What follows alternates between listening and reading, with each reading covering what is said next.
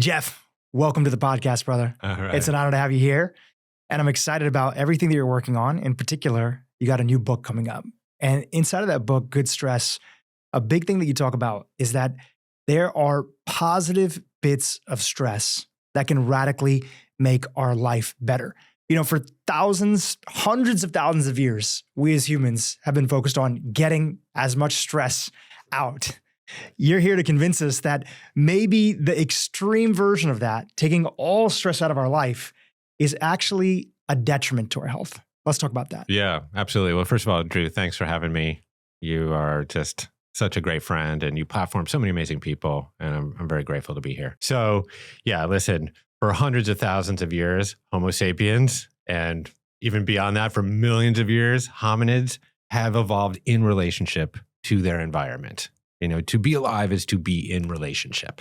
And so we've evolved these adaptive mechanisms in relation to what I sometimes call Paleolithic stress. But since the Industrial Revolution, in the West primarily, but really accelerating in the last 70 years, at every turn, we've engineered our society for comfort, for convenience, for ease. And it's my thesis that chronic ease is actually leading to chronic dis-ease. We are essentially using our culture to hijack our biology, and that is leading to all sorts of detrimental downstream impacts. And I can unpack just some of those mechanisms. Yeah, well, let's start off with the first one, which is from a lot of people's observation, they're looking around, they're driving to work in the morning, and actually a lot of people around them look pretty stressed. So what's going on there? In modern times, we have a negative association with stress, and totally justifiably, right? Because in the modern age, stress is chronic. And chronic stress, as you well know, leads to imbalances in the human organism and by extension, disease. But stress at its core is actually an adaptive response to our environment. So I live up in the hills of Los Angeles. I'm apt to go for a hike, generally before I have a podcast, for example, to clear my head. And every once in a while on that little serpentine path, I'll run into like a rattlesnake or a coyote, right? And I have a very, very natural adaptive response to stress. I see the rattlesnake on the path. What happens, right? I have a bottom-up response. My heart rate and my respiratory rate increase. My liver secretes just the right amount of glucose to send to my extremities to fight or flee. My pupils dilate. The aperture of my attention becomes super, super tight. I become self-obsessed and distrust the world. And that's all for good reason, because that serves my biological imperative to survive. And of course, we inherited this mechanism from our hunter-gatherer ancestors. The problem in modern society is the rattlesnake never leaves the path for so many people. So we're in this chronic state of agitation. Now, on the path in Laurel Canyon above my house, what happens after the rattlesnake looks at me and says, I don't think Jeff will be on the specials menu today, right? And he slithers back off into the tall grasses. Well, I return to homeostasis, right? My heart rate and my respiratory rate decrease. The aperture of my attention opens back up. I become more creative and I trust the world again. And that is a total natural response, right? I return to the middle. I return to homeostasis. The signature of modernity is that we never find the middle again. We never return to homeostasis. So when you're driving here and you're in traffic and you're looking around, you're seeing people are stressed out, that's because they're in a state of chronic stress. And we know, just like hormonally, for example, that chronic stress is going to lead to all sorts of different kinds of disease. So chronic stress, again, adaptively activates the liver, for example, to secrete glucose into the bloodstream. That is totally adaptive, but you don't want high levels of glucose in your bloodstream all of the time, right? Because that leads to prediabetes and diabetes and insulin resistance. You don't want high levels of cortisol also because it degrades immune function. It actually lowers the production of certain kinds of innate immune cells like neutrophils and macrophages, et cetera. It also degrades gut function over time. It creates dysbiosis and eventually intestinal permeability, which leads to chronic inflammation, et cetera. So this is the problem in the modern age, is chronic stress. And I feel like I'm sort of a PR agent now for stress, because stress doesn't have to be chronic if you learn how to manage it. If you learn how to emotionally regulate, then in many cases, you can manage stress. And in some cases, stress can actually be your friend and confer beneficial results. Well, let's talk about some of these ideas in the book, which is stress, befriending stress. Yeah. And you have all of these practical ways that people can bring to their life. We can make some of what you're saying tangible in the early part of the podcast. Let's pick your favorite one. What is one of the best ways that you found for your personal self that you've incorporated this making stress your friend, befriending your stress? What does it look like for you? Part of the research of this book was just intellectual curiosity, but the other part was really necessity. I was diagnosed with a chronic disease in 2019.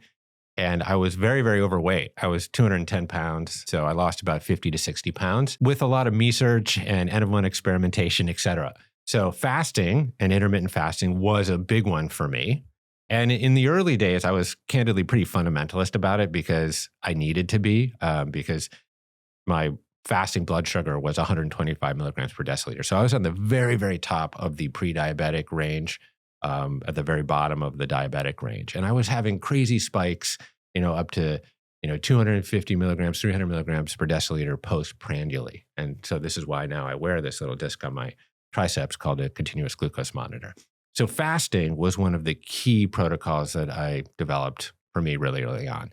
And it makes total sense, because if you ask yourself the basic question, and this could be applied to all of these adversity mimetics, how did I evolve, right? Well, I evolved having to endure periods of calorie scarcity. My body was engineered to become a little fat in the late summer or, the early fall. Why? Because it knew that the paucity of winter was just around the corner. But of course, in most of the modern West now, winter never really comes from a food perspective. There's always a surfeit of shelf-stable, nutrient-deficient calories that we can call up in the palm of our hand. By the end of this podcast, we could have a whole array of foods here, right, in and out of season. So I really had to examine this and say, listen, I need to balance my consumption of food with some degree of restriction, because part of nature's plan is to balance abundance with some degree of scarcity. But now in an era of very little scarcity, we have to self-impose this protocol. So this is what fasting was for me. For me, I adopted a very simple 16-8 protocol because I found that there was the most data around that. And that's simply just consolidating my consumption of food in an 8-hour window. For me, that was more or less between 10:30 and 6:30. I've subsequently played with that window a little bit, but I saw very, very significant results pretty quickly from that protocol. Time-restricted eating doesn't mean you're necessarily calorie restricting, because you could eat 10 pints of Chubby Hubby in an 8-hour window, right? But generally, when you become a disciple to a practice like that, you're making more conscious decisions about what you put in your mouth. And I was, of course, pairing that with data that I was getting directly from my CGM, and I was seeing vast improvements. So fasting was a huge one.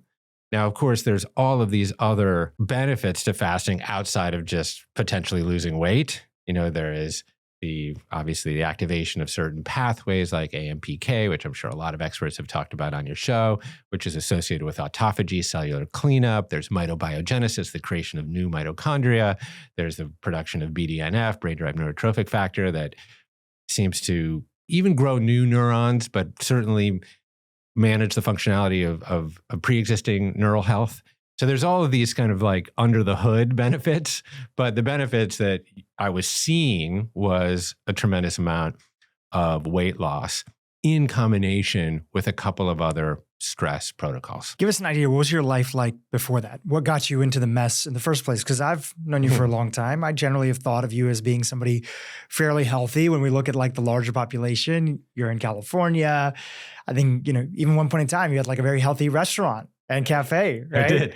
And the reason I ask is because I think a lot of people can relate. They generally feel that they are doing a lot of healthy things, but maybe a few things had been off And that's enough compounded over years to kind of create a little bit of a problem. Yeah. Well, I feel bad, Dhru, because I'm not an extraordinary guest. I'm actually incredibly ordinary in terms of the presentations that were in my life. So I was chronically fatigued.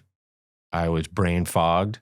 I was pretty irritable, very hard time concentrating, couldn't read a book, needed to grab my phone quite often. And then, of course, as I described, I was heavier. So I was about 210 pounds, but with that kind of deposition of adiposity, sort of dad bod. So a lot of fat right around the middle, And as my children love to tease me, I like to use the clinical name gynecomastia. My kids were like, Dad, you have the boobs of man. And and would sometimes leave one of their bras on my bed just to rub it in a little bit. So I had, that whole sort of panoply of symptoms. The thing about everything I just named, chronic fatigue, insomnia, brain fog, they are so common now that we essentially have accepted them as normal, but they're so abnormal. And so I was walking around in this incredibly compromised state. Now, subsequently, I started to do some testing and I realized that I was pre-diabetic, borderline diabetic. And then I did some microbiome testing and my gut was as leaky as a rusty old pipe, basically. So I was dealing with all of those things, but that just basically makes me average. And what about your diet at the time? Your diet, your life, some of the things that kind of contributed to, again, a lot of the things that a lot of people are dealing with. Like, what was going on? Yeah, so I'm a serial entrepreneur, not in the serial sense, in that I can't stop making businesses. And so prior to Commune, which is my main gig these days, I was running a festival called Wanderlust. Some of your guests might be familiar with it. It started with just one little festival in Lake Tahoe, California, geared around wellness, ironically. I was pretty focused on growing that for a number of years. And I think by 2016, that concern had grown to about 68 festivals annually in 20 countries. So you can imagine what my life looked like. First of all, I have 3 daughters, so we were traveling like a band of gypsies, basically. But I was on a plane nonstop. I was in every time zone you can imagine. I couldn't even cover the amount of events that we had, candidly. So I was sleeping very, very poorly. I was constantly stressed. I very, very naively raised a lot of private equity money, which I thought was a great idea in the moment. And then, of course, I was under the thumb of, some cigar smoking plutocrats in Midtown, looking down at me, scrutinizing all my moves. And that was a lot of stress, bad stress, chronic stress, endless emails, endless pressure. And yeah, my diet was basically carbicide, because I was eating in airports. And even when I wasn't eating in airports, I was having that bagel for breakfast or that muffin for breakfast. Obviously, over time, doing that for many, many years, I just wore down. The issue here with a lot of these chronic diseases, as you well know, is that they are progressive. They don't just come on like the Texas Chainsaw Murderer or whatever. They're slow and, they unwind like a little film noir, So this is what was happening in my body. But the problem here with so many of these chronic diseases is that they're so anodyne, they're so prosaic that we can just write them off of like, oh, I just had a bad day. I just got a bad night's sleep. And then we never really address them until, boom, you get a bucket of cold water over your head. You get a diabetes diagnosis, or you get, worse, mitochondrial infarction, all sorts, that would be really bad. but you know what I mean? So this was my life. And, I just had to wake up and start to really examine the way that I was living, but also something deeper in my own psychology. I had to really untangle the story that I was telling myself about myself. And while I want to talk about the key core protocols that I think people can adopt that are super actionable, that will bend the arc of their health, I do think for many people, there's a step before that, which is really what I call my biopsychosocial intake form, which is like a very personal inventory about the story you're telling about yourself. I mean, I grew up as a very chubby kid.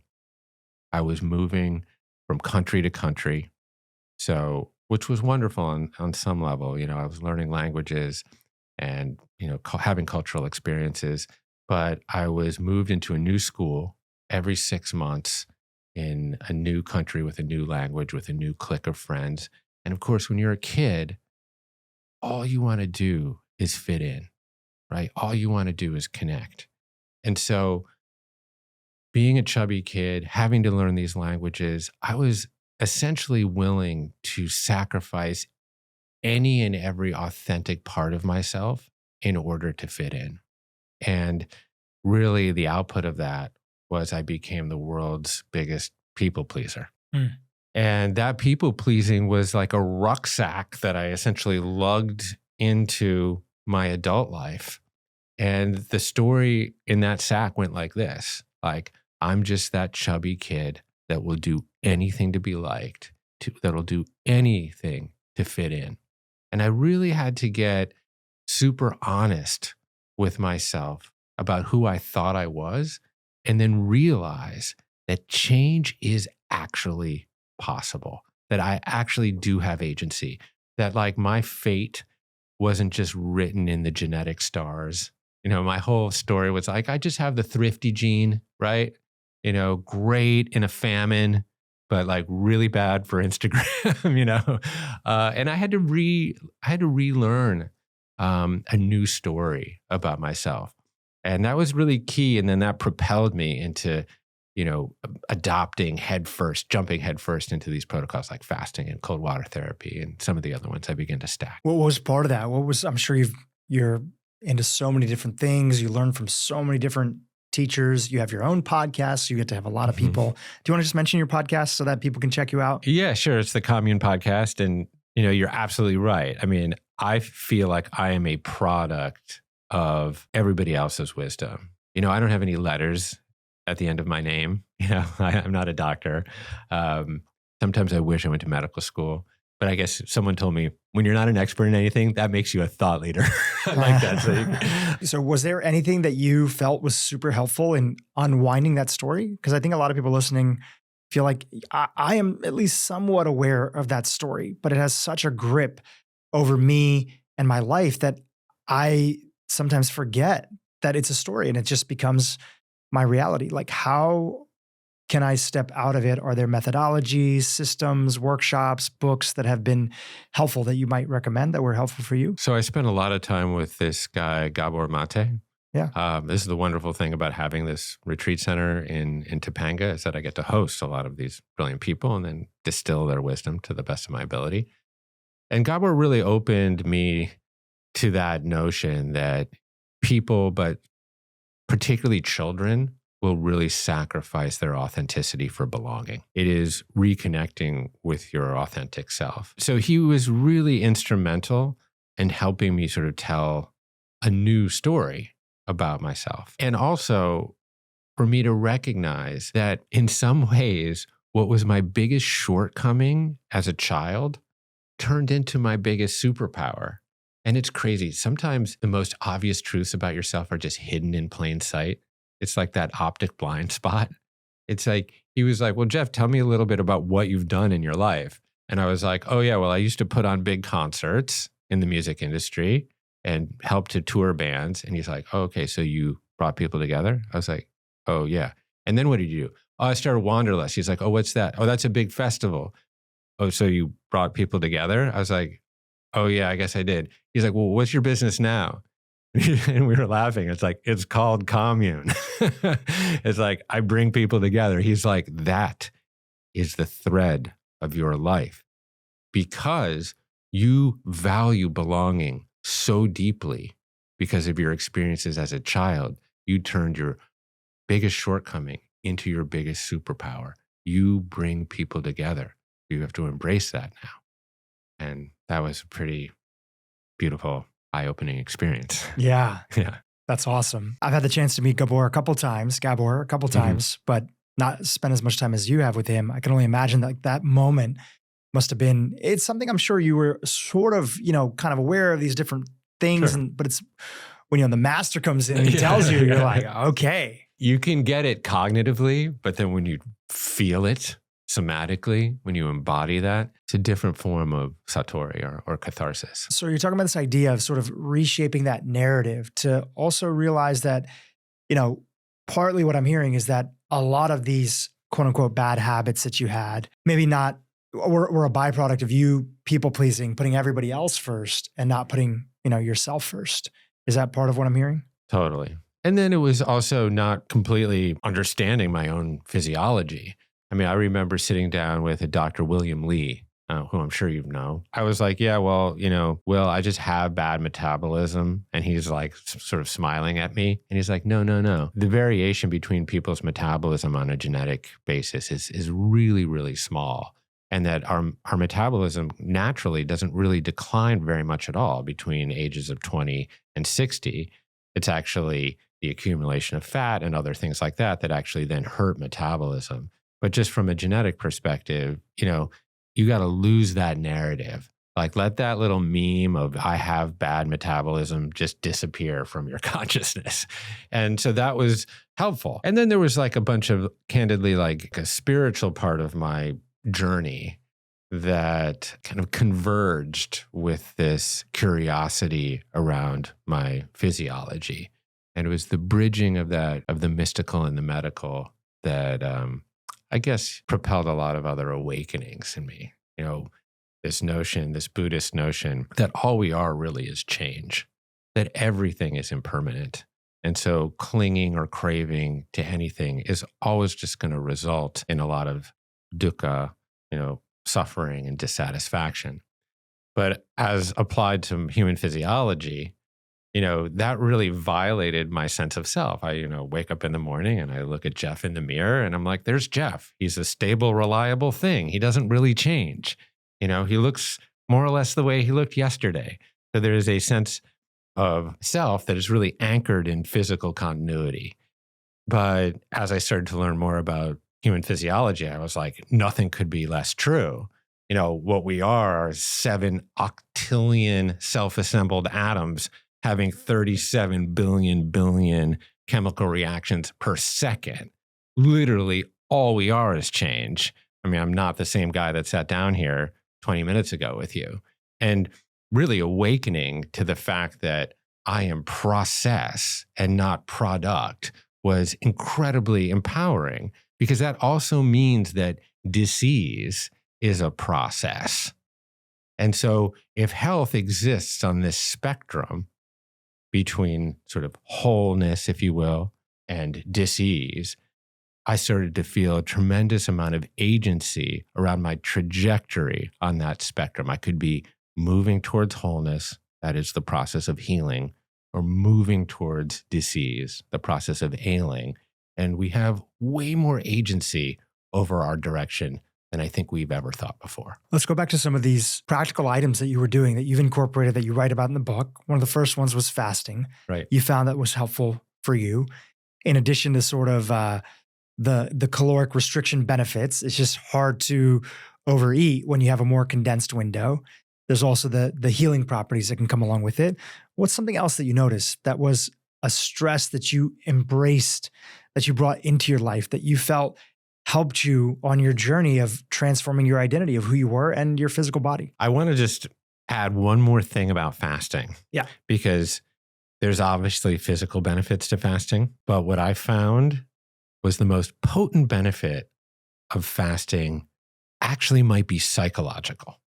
Because even though I condensed my consumption of food in that 8-hour window, doesn't mean that I didn't have a hankering for some chips or something at 9 p.m. And so, but I became completely committed. Like I said, I was a disciple to that practice.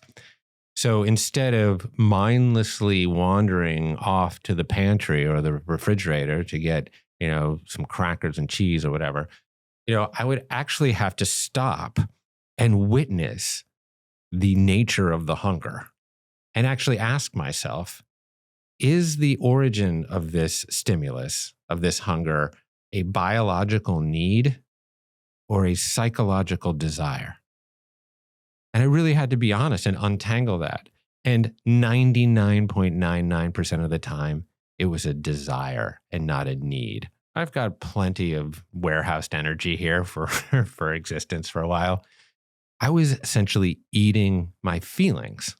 And I think this is what actually contributes to our 45% obesity rate that we have now in the United States, is that we are so psychologically triggered so much of the time. And you combine that with the always availability of calories. And then what do you get? You get a really, really disturbing obesity rate. But for me, what I found was the untangling of this, my hunger between this kind of biological need and psychological desire, gave me a certain kind of space in which to make better decisions. Like Viktor Frankl famously said, between stimulus and response, there is a space. Inside that space, there's a choice. And in that choice lies our freedom and our liberation. Well, that stimulus, in this case, the hunger and the space I found between that and the response, like just mindlessly going to the fridge, like started to enhance my ability in other parts of my life. And it began to sort of punctuate a certain kind of emotional equipoise that I would have in other situations, like when someone would insult me online, or when my children would inevitably try to aggravate me, or any other stressful thing that came into my life. I just had a little bit of space, a little pause available to me. And that was a very surprising benefit of fasting. So fasting isn't just physical, it's actually psychological too. You know, your audience, like my audience, is mostly women, right? There's still a lot of strong men out there too, but it's largely women. Where have you fallen or sort of seen, and you're surrounded by incredible women in your life, your daughters, your wife.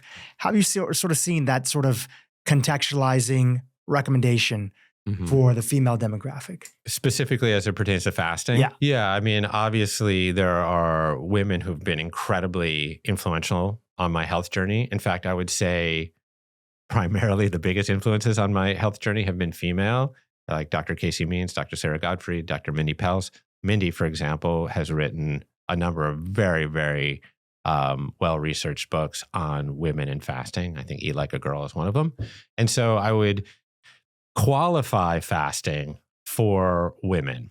I think that if you're in menopause or if you're menstruating, I think you need to do an extra layer of research around when fasting is appropriate for you versus men who don't experience as much hormonal instability, I guess I would say, or change really. So I know Mindy has like a lot of recommendations around when the best time to fast is like for women who are still on their cycle. So, you know, probably not towards the end of the cycle, but I mean, I won't qualify her recommendations actually, because I'll just let people do their own research. But yes, I do think that women and men are physiologically different, really for worse. Most research until the 90s has been done on men. And certainly the kind of dosages around medications are always geared towards men. And many of the diseases that disproportionately impact women, particularly autoimmune diseases, have gone kind of very like under-researched and understudied. I mean, the whole world of obstetrics is in some cases quite medieval. So, of course, like given that I live within what I lovingly call my estrogen footprint, you know, I'm very, very supportive of trying to create more platforms for women's health. And obviously we have an event that we have started called Luminescence at Commune that is geared 100% towards that. Yeah, I've personally found in my own life, you know, as people are stacking all the different recommendations that are there, specifically talking about, you know, women. And I love all the different perspectives. I truly feel by getting all these different voices, like people on your podcast, my podcast, we all learn through that process. But the common thing that I hear from a lot of women in my podcast is, okay, hey, you know, I'm being recommended this amount of maybe, let's say, protein to be able to hit, right? Which already can be difficult for a lot of people to get. I'm being recommended this level of maybe activity. And there's different recommendations in it, but let's say some level of strength training or walking or other stuff that generally a more concentrated eating window. But beyond that component, I've seen this with my wife, my sisters, it's like, it's hard to meet all the goals and still then adhere to fasting. And so there's this sort of happy medium that I've seen that a lot of women have found in my own life and some of my listeners too, which is great. We're just talking about, you're having this 12-hour period of when your last meal is and your meal in the morning. And then there might be periods of time if people want to take it more aggressively. But I think the challenge sometimes for women can be, you can lose weight very quickly when you fast, but then you can gain it back very quickly if it's not sort of set up in a habit that works for you in your own lifestyle. And now with more studies coming out about the benefits of just adhering to some sort of caloric restriction or caloric maintenance, it seems like some of those things are starting to equate, even though I'm sure there's way more to the fasting story than we even know, where, hey, if you find a routine that works for you, that helps you hit all these goals and leaves you not feeling so hungry all the time, you can still be in a place where your body can get a lot of those, those benefits. Mm-hmm. So that's the personalization that everybody's looking for on their own journey. Totally. And I think the more you can understand about the mechanisms of your own physiology, the more you'll be able to play with these protocols on a bio-individual basis. This is why I think it is important to understand a lot of the underlying mechanisms. I know a lot of people are just like, shut up, Jeff, just tell me what the hell to do, And sure, I get it. But I think when you understand actually what's happening under the hood and, you're doing a little bit of measuring here and there, I think you start to actually understand your own physiology better, and then you can play with the edges of a lot of these protocols. I agree that kind of there's this other side of the equation, which is called orthorexia, where you become completely neurotic and fundamentalist about hitting the goals of all of these different voices that you're hearing out there. And that will, of course, just drive you absolutely crazy. It's not possible. There's always going to be debate about you have to fast this many hours to get ketosis and this many hours for autophagy and this many, and great. Those people with that level of expertise should be talking about that to understand the more basic, broader 40,000 foot concept, which is that we are over-consuming food and growth needs to be relegated, needs to be balanced by repair. We kind of sanctify growth in our culture at every turn, the GDP, the Dow Jones, whatever, the size of your business, but really we need to balance growth with restoration and repair. And, that applies to food, that applies to sleep, and it can apply to other practices too. Amazing. So you wanted to go a little bit deeper into fasting.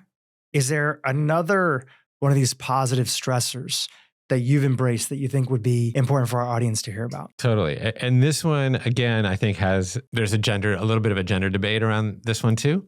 But what I found for me was a particular protocol stack was unbelievably effective at helping me lose weight and balance blood sugar levels. And that's this stack. So intermittent fasting we talked about. I was combining intermittent fasting with a low carbohydrate diet. So initially that was kind of what I call the ketotarian diet, or what Will Cole wrote a book called Ketotarianism. And that was fairly plant heavy, but low glycemic. Subsequently to that, I started to actually introduce more regeneratively grown, pasture-fed, pasture-finished meats, et cetera, to up my protein bolus, particularly in the morning. But let's just say this: intermittent fasting protocol, low carbohydrate diet, and then introduced a cold water therapy cadenced at a very particular time of day. So I'll unpack why this was so impactful for me. About 10 o'clock in the morning, I would have been fasted for about 15 and a half hours, right? And I would also be on a relatively low carbohydrate diet. So my blood glucose levels, by extension, would be quite low. Now, there is a little bit of spike with cortisol in the morning, and that's adaptive to get you out of bed and get you alert, get you to a podcast. But mostly, my blood glucose levels would be quite low at 10 a.m. due to intermittent fasting and low carb diet. At that juncture, I would get into an ice bath before I put the first bite of food in my mouth. And I started seeing unbelievable results with my just metabolic function and my weight loss. And I started to think about it. So at 10 o'clock, my blood glucose levels would be really, really low. I'd get into an ice plunge, and what would happen? That'd be the first thing that happened. I'd take a big gasp, but my core body temperature would plummet, right? And then my mighty mitochondria would go into overdrive to heat my body back up, to thermoregulate back up into that warm porridge of 98.6, get back into the Goldilocks zone. That's what the body's engineered for all the time. Homeostasis, homeostasis. But then my mitochondria would look around and say, I need an energy substrate in order to make heat to get Jeff back up to 98.6. But there's not a lot of glucose around. So what are my options? Fat. Oxidized fat, convert triglycerides into free fatty acids, to use in my brown fat particularly to upregulate my body temperature. And I started to just burn fat like crazy. And, as I started to stack those protocols together, just purely for weight loss, I lost really 40 pounds in a couple of months. So I know that cold water therapy has pros and cons for different people. I know some people absolutely abhor it. Count me in that group, even though I do it every day. I mean, I was one of these people that would go into like paroxysms of anxiety, just like looking at a cold lake, whatever. But over time, I acclimated myself to that practice. There's all these other benefits to it, psychological benefits that I think are quite astonishing. There's also like mood regulation. There's a secretion and production of a lot of dopamine, et cetera. But I found that for me, this was a very, very highly effective protocol. I think I love the psychological benefits. Like when I go and do cryotherapy, cold plunge, and you come out, you literally feel, it's like it could be late in the afternoon. You feel like you just drank a double shot of espresso, but without all the, side effects that come along with that, like the caffeine crash and feeling jittery and other stuff. You just feel so alert through that process. Susanna was just in town. Cool. Dr. Soberg was in town. Amazing. I think we asked her about fat loss. She said there's no studies yet that cold water supports that. But I'm hearing from you that was your experience, that you saw it firsthand, that stack made a difference. Right. Well, again, because I started to understand the underlying mechanism of what was happening. I mean, I could measure my blood glucose at 10 a.m. It was low, 70s, maybe 80. And so I'm just trying to put one and one together and just report on my own. I get it. I think that we should do those studies. And there's plenty of things that I do in my life that there's no studies for. Yeah. It's just when you're on a podcast, just clarifying for the audience. Thank you. Yeah. This is your experience. It's there. You're not saying that there's some big component, like with fasting, there's all these different studies that are out there about its ability to, clean the body and be supportive for even things like people are using, like Walter Longo, using chemotherapy plus fasting to be a more effective way to target cancer. Right? 100%. Those studies are out there. Like that's super fascinating. Sid Mukherjee, who wrote The Emperor of All Maladies. And if anyone wants to read a book about cancer, which is not always the most uplifting topic, is one of the most beautifully written books ever, really, on any topic. But yeah, this idea of the Warburg effect with cancer. So, which is like essentially a dysfunction around glycolysis, anaerobic respiration that leads to the proliferation of these malignant cells and a lot of metastasis. If you can, quote unquote, sort of starve that of glucose, there could be something there. So I think it's like doing some of these studies that combine, fasting techniques with chemo or fasting with other forms of immunotherapies. I think these are fascinating and much needed. Have you ever interviewed Thomas Seyfried? Did you have him on your podcast? Mm-mm. So he's one of the big researchers from Boston University that found that, I believe it's glutamate and one other, there's two things that he identified that if you can kind of cut off the sources. So he has this whole Seyfried protocol. There's this place that's from Texas called the Keto Pet Sanctuary. And basically it was a group of people that were involved with Quest Nutrition, that then were getting super into like ketogenic diets and were actually taking dogs, like literally dogs that were about to be put asleep, AKA killed, because they had cancer. It's too hard to treat them. They had massive tumors on the side of their body. They were bringing them in and they were putting the dogs on basically like a biologically appropriate, raw food diet for dogs. It's called BARF, biologically appropriate raw food. And they were giving them plenty of exercise, a lot of sun, other stuff, and getting them away from all like the processed pet food that was out there. Yeah. And they had this loose theory, which was if they put the dogs into ketosis, can there be something that comes from it? And then all these dogs were being saved. And it was called the Keto Pet Sanctuary. And then that turned into like, hey, if this is working for dogs, is there something that's out there for humans? We did a whole episode with their whole team. Oh, I got to listen to that. And then we had this guy from Vancouver. Again, this is his own journey, but he basically was diagnosed with a rare type of cancer that was a tumor that was attached to like the top of his heart. He didn't know what was going on. He had shortness of breath, other stuff, young, healthy guy in the sense of no other history, was overweight, stressed out, other things. And then he went into the doctor's office and they basically said, you have this tumor on your heart and this is what's going on. And he was like, what's the option? And they said, well, you don't have a lot of options and we can even do this surgery to try to see if we can save your life in the next 48 hours because his shortness of breath was increasing. But even then, you only have maybe 6 months, 8 months to live. The guy's name is Den Stacy. Anyways, the surgery worked out and it was a miracle. But then they were like, okay, we saved you, but you still only have like 6 months to 8 months left to live. And he kept doing some digging and he found the Seafried protocol. And he walked us through this whole thing of its combination of a very specific type of diet, controlled macros. It's not just like, oh, let's go on the ketogenic diet and we'll forget about it. It's like a hyper specific diet that then also introduces certain prescription drugs and then hyperbaric oxygen, the hard chamber hyperbaric oxygen. And so anyways, it's a little out there, but people can listen to it and it's below. That's amazing. There's so much we don't know about what works, and knock on wood, he's doing well today. And again, it was like the whole Seafried protocol. But this goes back to your idea of just like, how much is out there, first testing with ourselves. In this instance, he likes to tell people, I literally was only given months to live. So I was willing to take the risk of doing something, even if it didn't work out, because they're already telling me that I was going to pass away anyway, if nothing ended up happening, which, gave him and his wife the confidence that it's like, let's just try this. It might be a long shot, but let's try this.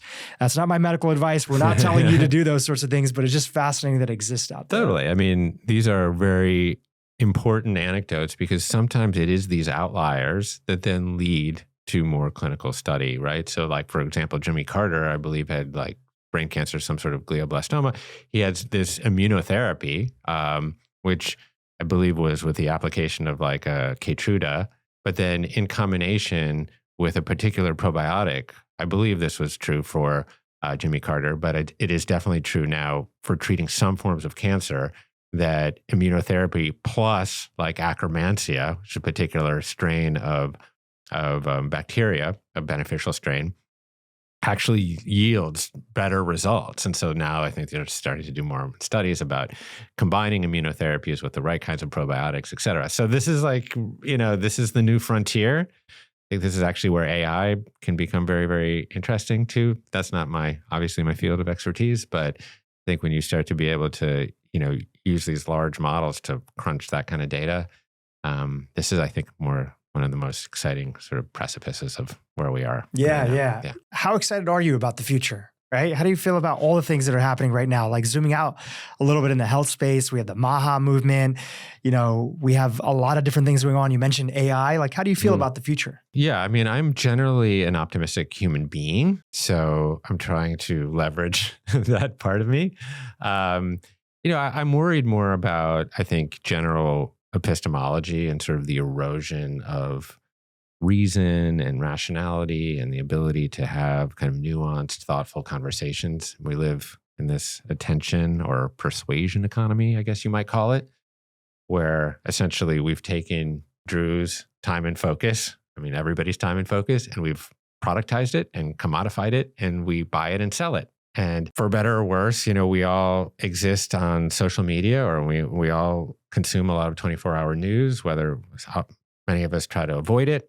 But that is essentially algorithmically preferenced for salaciousness and scandal and hyperbole, et cetera. And so we have these agitated nervous systems as part of this bigger kind of non-consensual psychological experiment of this attention economy. And that really does worry me because it tends to amplify the least rigorous voices and the voices that tend to not really value nuance or common ground or really any effort at sort of finding the middle.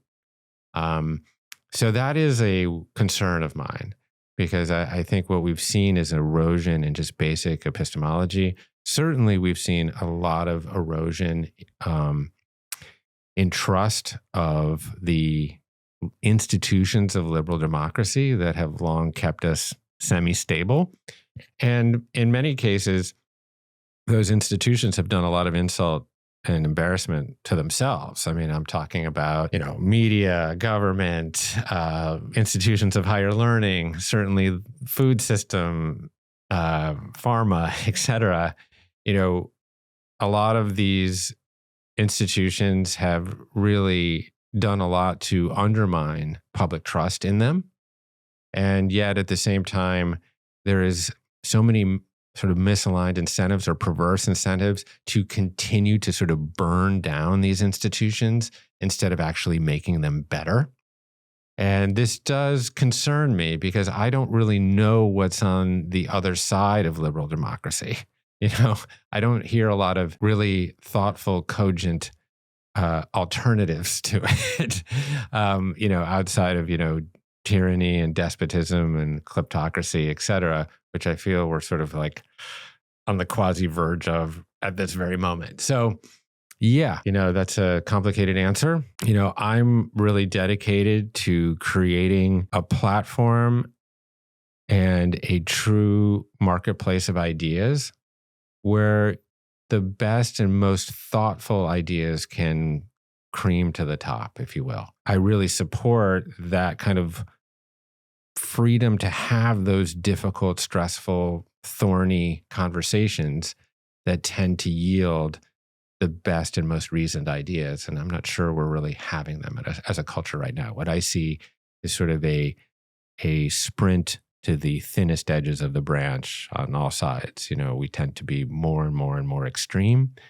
And when I look at healthy systems, whether they are economic or political or physiological or psychological, I think the signature of well-being and health is homeostasis. It's finding balance. It's finding the middle. So when I look at systems that are pushing to the edges of the extremes, that seems to indicate to me that there's a lot of dis-ease there. It's good to get your perspective on that. It's interesting because I look at sort of the group that I know and all the different places that I've lived in and just what the general sentiment is. I feel like in a weird way, I see just a lot of people, regardless of what side of the political aisle they were on, I've just seen a lot more people come to what I see as sort of like becoming like sensible centrist with a lot of stuff. Cool. Well, introduce me to some. I even look at like just the media that people are paying attention to. And I'm not saying that there aren't the extreme voices that are out there.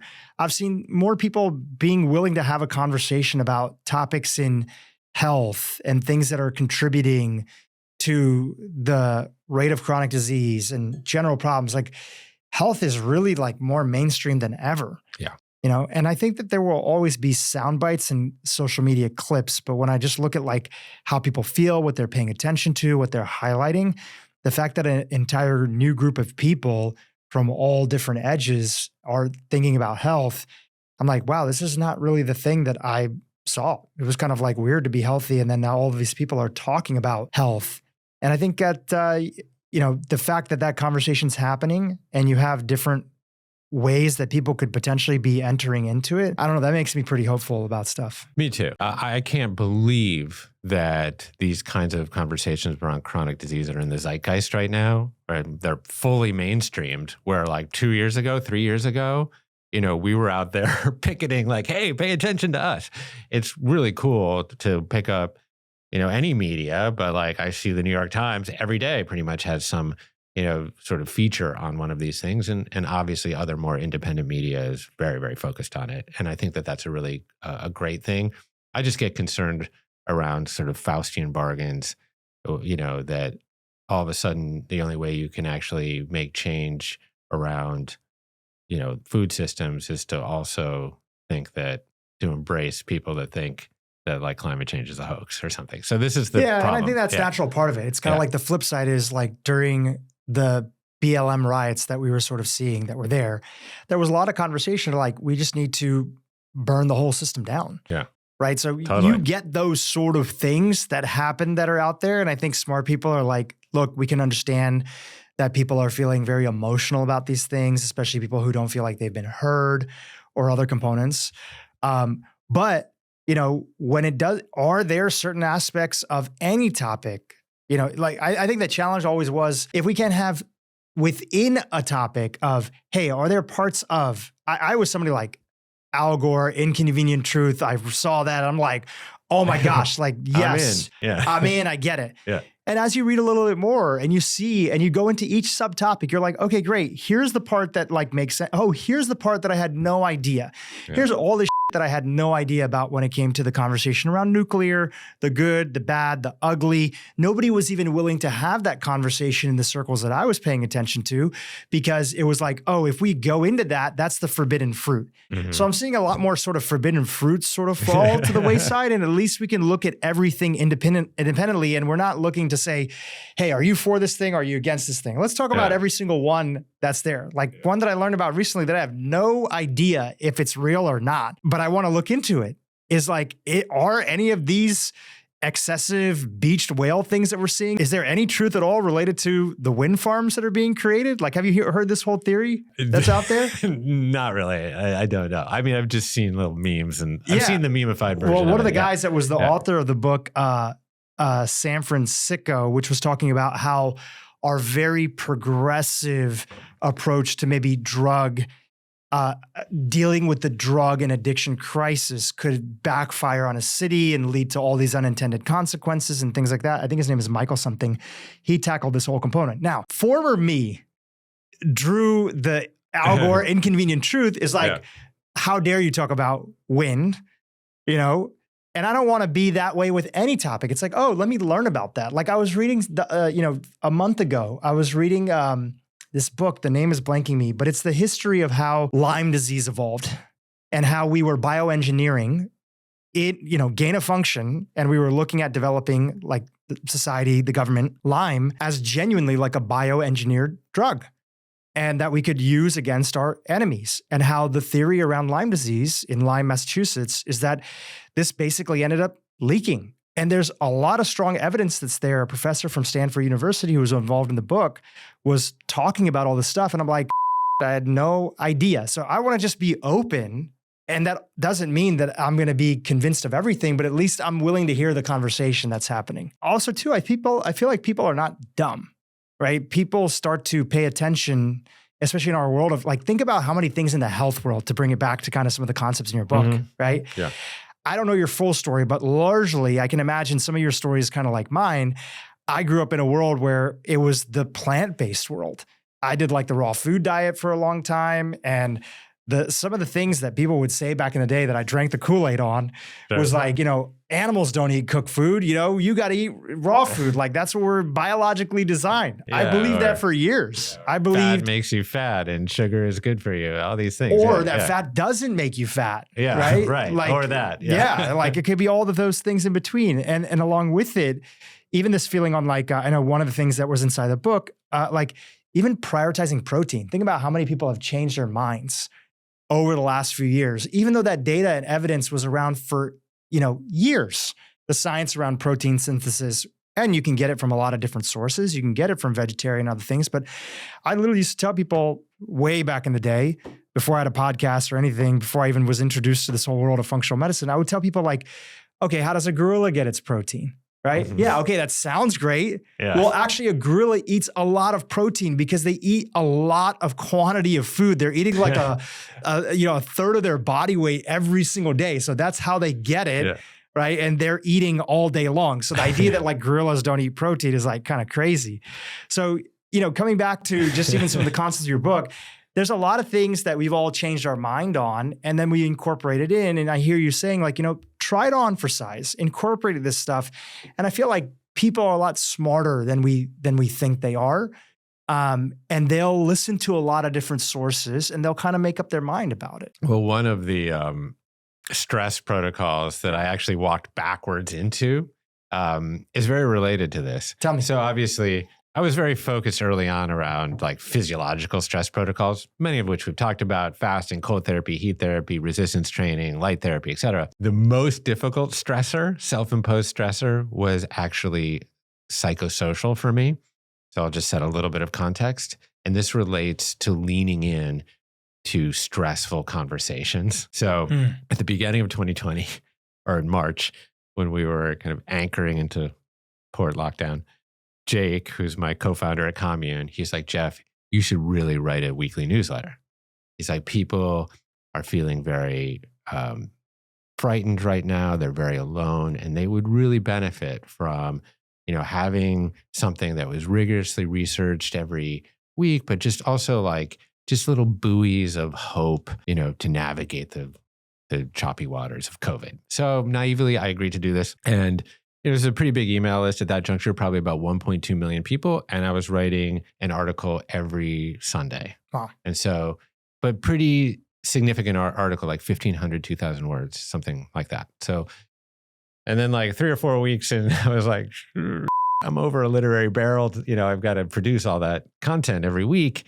And fortunately for me, but somewhat unfortunately for, I guess, the rest of the world, 2020 provided tons of fodder to talk about, right? And to write about. So I was writing about the most thorny issues, COVID, obviously, but also, the reckoning around racial justice in the aftermath of the George Floyd murder, and then the election and QAnon and Trumpistan and everything else in between. I was including my personal email on these missives that I would send out every Sunday.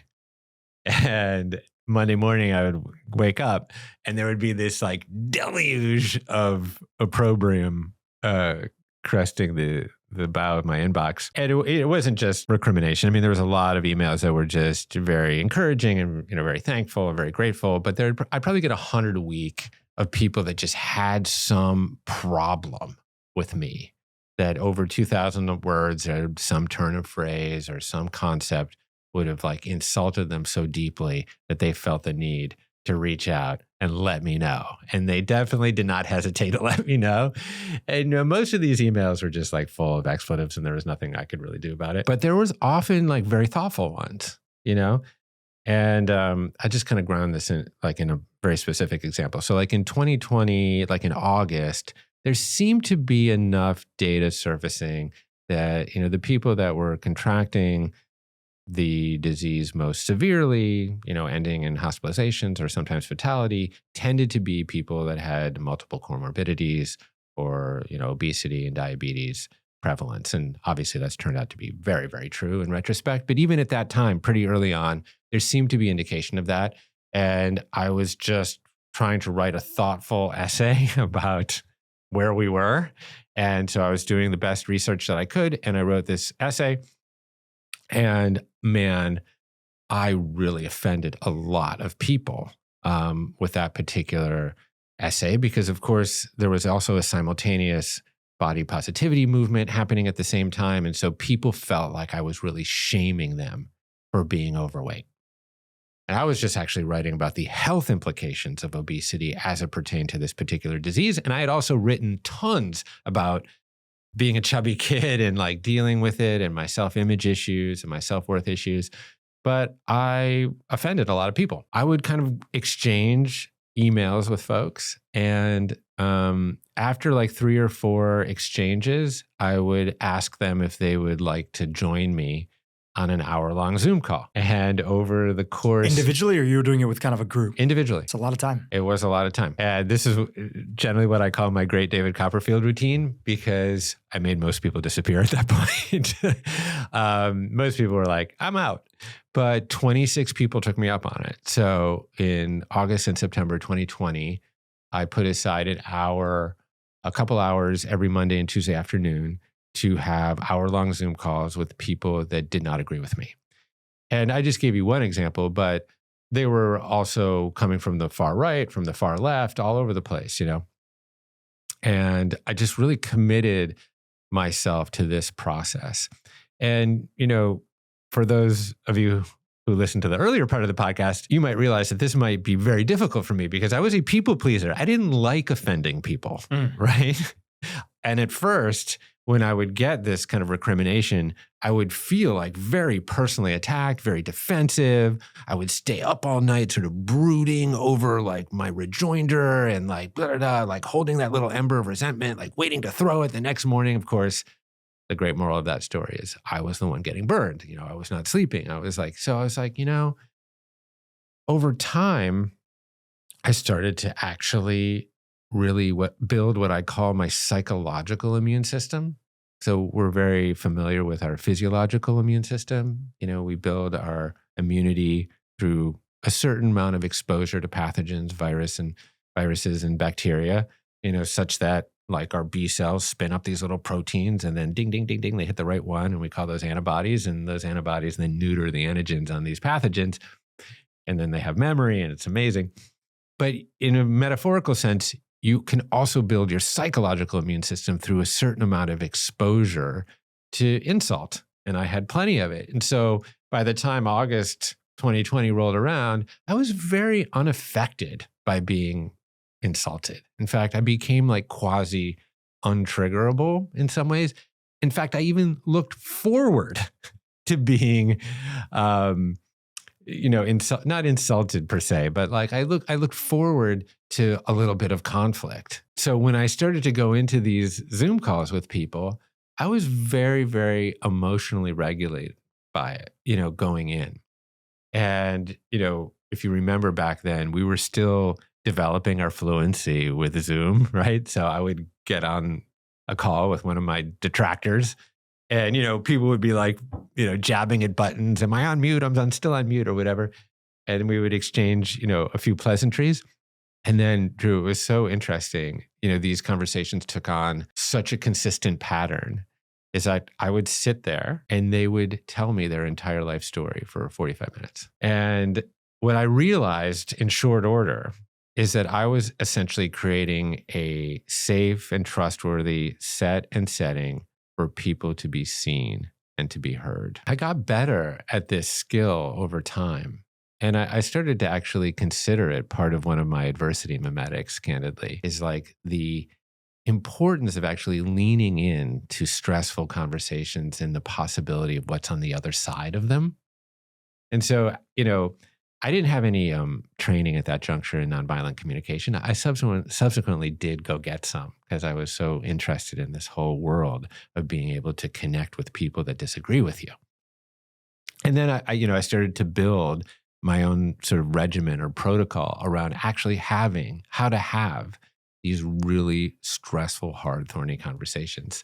And so there's just like a couple key tips. Please. Because I think we live in a world where we tend to avoid stressful conversations, right? And that's okay. Sometimes it is best to create space and disengage, particularly when the behavior is really odious, if it's racist or abusive or really neglectful. What sits on the other side of these stressful conversations really can represent a world that our hearts kind of imagine is possible. The first key to having a stressful conversation is doing work on yourself, is becoming emotionally regulated. And that could be through building your psychological immune system, as I've described, but it also could be through breath work, through meditation, even through the psychological benefits of ice plunging or fasting, candidly. So you have to go into stressful conversations yourself emotionally regulated. You have to be what Stephen Porges called sort of in ventral vagal activation. You can't be shut down, totally in your parasympathetic, but you can't also be amygdala hijacked, because if you come into a conversation all up here, it's never going to go anywhere, right? You're just going to fight. So you come into a stressful conversation regulated. That creates the opportunity for coherence and attunement. And then one of the key skills to develop is really listening, deep listening to understand, and not listening to respond. And this is really hard because even in our conversation today, you'll say something and I'm so excited about what you're saying that I'll almost interrupt you, right? And vice versa, just because we're in the flow of each other. But also sometimes that makes a good podcast. Totally. Right? Like you're here. I want you to interrupt me if you feel like you have something to say. So there's also that side of it too. But I get the general point of what you're making. When we're sitting with somebody, especially where there's this bridge that's there, if we go in with this idea that I want to get what I want to say in, we're thwarting the energy of the conversation and everybody can pick it up. Yeah. And oftentimes we are concocting a rejoinder or a rebuttal in our heads before our adversary has even finished speaking. We don't even know what point they're going to make. We're already so obsessed with making our own point. Well, even the idea that we've labeled them our adversary, that's already a thing, right? Coming in with this idea that they're our adversary. So this was a big one, really listening to understand and not to respond. It actually came out of experiences that I used to have in Japan. I used to go to Japan quite a bit on business. And I was pitching bands. I was in the music industry. And I'd go into like some CEO's office or Toshiba Yamai or something. And I'd pitch. And I'd be done. Like, that's the best band ever. They got the best songs. They sell more tickets than anybody. And then there would be this long pregnant silence afterwards. And I was always so uncomfortable that I always felt like I needed to fill that void. And then I'd start in pitching again. And, this recurred over and over. Finally, I asked our interpreter, I was like, what's up with this? Every time I go in and pitch my bands, like I get this silence. She's like, oh, no. That's a sign of respect that they actually listened to everything that you had to say. Then they synthesized it. Then they formed their response. So I started to actually really use that. And even when people on these Zoom calls would stop talking, finally, they'd exhaust themselves, I'd always leave a little bit of space before I then started. And that really helped them feel heard, like I had really heard them, Another really good technique to having stressful conversations is seek connection, not solution. Okay, so this was another thing that I learned kind of in the process of doing these calls is as people were talking, I started to notate areas of their life that also converged with my own life. Like I have 3 daughters, maybe they had daughters. Oh, they were born in Chicago. I was born in Chicago too. Oh, they used to drive cross country. I drove cross country for 9 summers in a row, all these things, whatever they happen to be. And then when it was my turn to speak, I wouldn't start in on, the best points of my argument. I would be like, oh, that's so cool. I've got daughters too. I know what that's like. And really focusing on these areas of connection created this sense of really deep human connection beyond whatever frivolous, petty argument that we were having around, one issue or another. So that was another one. Seek connection, not solution. And then I think the last one that I would share with you, and there are plenty of others, is this technique called steel manning. Are you familiar with steel manning? Yeah. Yeah. So it came about because it's the opposite of straw manning. So a straw man argument is when you basically take someone's point and you basically discard it through an ad hominem, like insulting them, or you kind of distort their argument. Like if you might say to like, hey, Jeff, we should really invest more money in renewable energy, And I said, oh, Dhru, you just want to put everyone in oil and gas out of business, something like that. I basically I didn't really address what you were saying. I just kind of like distorted it. Because it's very easy to knock down a straw man, a man made of straw. So very difficult to knock down a man made of steel. And that's why it's called steel manning. So with a steel manning technique, you listen to someone's point of view. And then instead of rebutting it, you actually reiterate the best portions of their argument back to them. And this has a number of impacts. It makes them feel seen and heard again. And there's more likelihood of compromise there because they're like, oh, that person really did register the best parts of my arguments. But what it also does, it fortifies your own position because you have to actually consider the best parts of an opposing position. And I found that to be just incredibly helpful and yield amazing results. And, the output of these 26-hour-long Zoom calls that I had wasn't necessarily agreement, but I made this kind of Rolodex of what I call frenemies, of people that still text me today. And they're like, I hate you. yeah. Sometimes they do with a smiley face, though. I'm kidding. No, but there is the playfulness now Yeah. to our rapport or our repartee. And some of them like are hardcore Trumpers and some of them are super BLMers and they're all over the place. And they're sending me videos and they're trying to like nudge me a little bit. And it's just, but we've come to a new place because we've found some degree of common humanity in each other. For sure. Man, the world needs that. Definitely. And what it makes me feel is also, it's like, for the person who's sitting here and listening to this conversation, asking yourself, have you ever changed your mind about something, right? Every single one of us has changed our mind about something, right? Are there people in your life that you really look at it? It could be your kid's, piano teacher. It could be their high school soccer coach, somebody that you may not know their full details, but you know that they feel very differently about you, about certain subjects. Mm-hmm. Could be an old friend from college, whatever. And you still have that person in your life and you still care about them, right? Just because somebody has a belief about something, a view on something, doesn't discard all these other aspects that are there. And you see this the most when, if you had the fortunate ability to travel to other countries, there's plenty of other countries where people have very different views about women's rights or this component or that component, but they're being maybe hospitable to you in the moment. They're taking care of you. They're doing this. And people often travel and they say, wow, what a lovely, culture. We are filled in our life with people who have difference of opinions with us. Yeah. How fragile do we have to become as a human being to feel that that person's belief, which is a thought, you can't even physically hold it, is so strong that it makes us not have equanimity in our own heart about stuff, right? It's like, I want to feel so content, even if I disagree with somebody, that I can just still see them for who they are and what they're, contributing to this world, or even be civil and say, okay, great. You and I don't have the same views on things. I'm going to be civil about this situation. It just makes us much more resilient for everything that we're dealing with in life. Yeah. Well, it also provides a possibility of progress through common ground and compromise. I mean, essentially every success in humanity has been predicated on our unique special ability to cooperate flexibly at scale. Like everything big that we've built as a species has required some degree of large scale cooperation.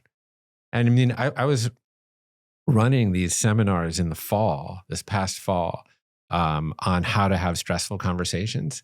And at the end, I would get Trump supporters and Harris supporters on stage, and they would essentially look each other in the eye and say, here's my greatest hope. Here's my greatest loss. Here's the most important relationships in my life. They would actually say that to each other.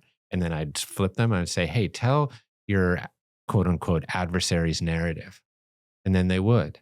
And then they say, oh, then I'd ask them, like, why are you, supporting this candidate, that candidate? And then they do the steel manning thing of like, oh yeah, this is why this person's supporting that candidate. And at the end, they would hug. These people, like in the most incendiary time in an era of just intense political vitriol, where the invective is so deep that we barely can have we can't even have a conversation, that I would see this before my eyes, people then hugging each other and seeing and recognizing each other's common humanity. I was like, there is something to this. And here's the last bit of this, is that if you can have a hard, stressful conversation with someone you don't even really know, could it be possible to have that conversation with the people that are most dear and important to you? And we tend to avoid those, like your kids, your best friends, your parents. Like my parents are in their 80s. This really propelled me to have some of the more difficult conversations with my parents before I can't have them with them anymore. And so I really do think that it is these conversations that separate us, from a better world. And I generally, to build on that, as we're winding down here, I generally feel that your behavior, yours, mine, anybody who's listening, if we're just hyper judgmental on the world, a group of people, an industry, a situation, whatever's there, we're not willing to have the layers of conversations that are there, That's a good indication of how you are with yourself. The most judgmental people I know are not the happiest people I know. In fact, the happiest people I know, even if they have very strong opinions about things, it's not like they're zenned out Buddhist monks. Even if they have very strong opinions about things, they don't operate in the world with this sledgehammer of constant outward judgment on situations and things that are there. There's a little bit more of a recognition of the layers that are there. And that's generally how they would approach themselves. Yeah, because they have developed an ability to emotionally regulate, probably to move back to center. And again, I would say that all of the protocols that I embrace in my life, that's the one thing that they share. It's like, does this help me move back to center? Does this meditation practice help me move back to some degree of equipoise or emotional equilibrium? Does this physical practice help me move back into some form of physiological homeostasis? Does it actually help me balance blood sugar levels, balance pH balance, the seesaw between excitatory neurotransmitters and inhibitory neurotransmitters? Does it balance my circadian rhythm? Am I secreting cortisol at the right time, melatonin at the right time, glucagon at the right time, insulin at the right time? Am I balanced between growth pathways and anabolic pathways like mTOR and restoration pathways like AMPK, et cetera? So you really can think about your organism and your psychology as just an endless pursuit of sort of dynamic homeostasis, and then build your protocols on the way you live your life, to pursue that goal. Yeah, when I was reading your book and going through it in preparation for the interview, I thought, like, either you kick your or life will kick your ass. And life will still kick your ass, but you'll be much more prepared for it if you're adopting this good stress in your life, right? Things will happen. We just gotten through this period, depending on when this interview is released, of some really horrific fires in LA. Multiple of our friends have lost their homes, all their possessions, other stuff. There's a lot that is going on in life that we will not be able to know, and that will catch us sometimes off guard. But the more that we're exhibiting ourselves and dabbling and dipping into these good stressors, no matter how tough they are, like a ice bath or a cold plunge, I truly feel that it makes us more resilient for anything that there is to come. Totally. And what do we really, truly want out of life? A lot of money. Fair enough. But, there is this picture of a life of ease, right? Just collapsed on the couch, binging Netflix in a snugly 72-degree thermoregulated environment, like, eating some Haagen-Dazs. Okay, sure, that's delicious from time to time. But that's not the true ease that we're really looking for in life. We know the true ease when we taste it. It tastes like, candidly, like the tomato that we grew, not the ethylene gassed one that we bought at the grocery store. And growing that tomato yourself is a little bit inconvenient. You have to enrich the soil. You have to plant the seed. You have to prune the plant just right. You have to water it every day. You have to make sure it's getting enough sun, et cetera. And so this is really the ease that we're looking for, just doesn't really come for free, And we know it when we taste it. We know it when we're in it. I mean, like right now, for the last 90 minutes, we've been completely engaged with each other, sort of outside of linear time and space. We're just completely all here. And that is like a representation of like the life that we're looking for. It's not like some candy coated thing. It's actually like when we sort of lose sense of linear time. It's like oftentimes we experience that in like collective enterprise or in like some sort of creative endeavor, sometimes in sports, right? Where we have perfect awareness of our body and space and time, and we might be tired, but boy, we're never going to stop. That's often called flow state. And I think that is sort of reframing that life that we're looking for. And that life is available to us, but not without of leaning in to the edges of our comfort zone. and experiencing some forms of discomfort, some health conferring forms. Well, Jeff, I super appreciate you coming on the podcast and talking about the beauty and the joy and the strength that comes into our life when we step into a little bit of like that anti-fragileness by embracing good stress. By the time this podcast is out, people can pre-order the book. Yeah. Good Stress. We'll have the link to it in the show notes below. Anything else you want to say about the book before I also ask you about everything else that you're up to, Commune, anything else you want to plug? No, that's it. I mean, I was fortunate enough to scoop up goodstress.com. There you go. That's a good domain name. I know. So you can check it out there. And, really, this book is a distillation of a lot of wisdom from other people. And, you and I have spent a lot of time together over the years. I've been able to really mine the mental gladstones of so many incredible doctors, a lot of amazing female doctors who have been so generous with me. And, I have the honor of being able to platform many of them on Commune.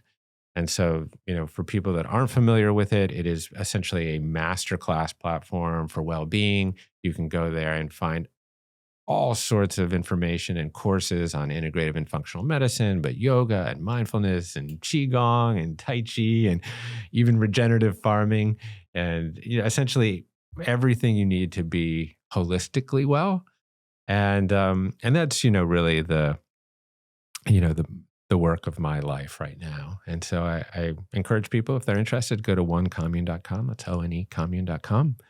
And if you're inclined to support my work, buy my book. I love to write, and I will always write a tremendous amount for free. But in order to write a lot for free, that I think helps to contribute to people's well-being, every once in a while I have to sell something. So help me out. Well, the link is in the show notes. Check it out, goodstress.com. Jeff, thanks for coming on the podcast, brother. Thanks a lot, Dhru. Appreciate you. YouTube, if you enjoyed what you just saw, keep watching for more great content on how to improve your brain and your life. The one commonality that all of their food seems to have is that it has just one ingredient. When you're eating foods that have just one ingredient, you tend to eat less food overall.